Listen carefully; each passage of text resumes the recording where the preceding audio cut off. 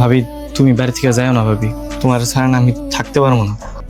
তুমি আমারে মাফ করে দিও ভাবি, আমি আমি আমি তোমার বিয়ে করতে চাই।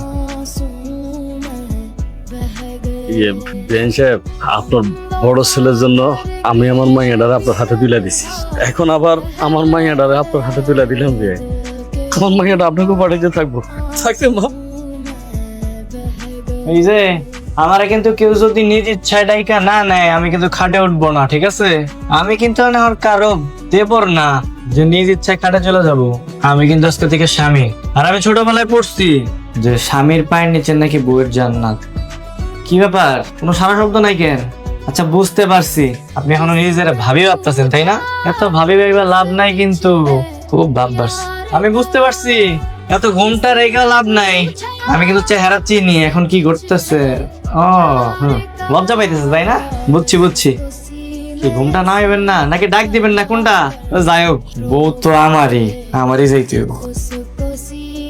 প্রিয় সুজন ভাই আমার, আমাকে মাফ করে দিস।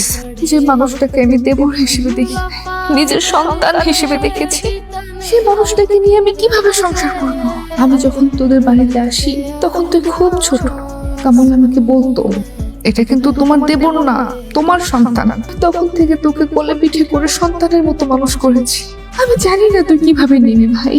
আমার কাছে মনে হলো তোর সাথে সংসার না করে আমার, তাই আমি তোর কাছ থেকে তোর ভাইয়ের কাছে চলে গেলাম। আমি কোনোদিন মাকে শাশুড়ি হিসেবে দেখি নাই, মা হিসেবে দেখেছি, কারণ আমি জন্মের পর আমার মাকে দেখি নাই। মাকে ক্ষমা করে দিতে বলিস। বিশ্বাস কর ভাই, আমি তোকে কষ্ট দিতে চাই না, কিন্তু আমার যে কোনো উপায় ছিল না রে ভাই।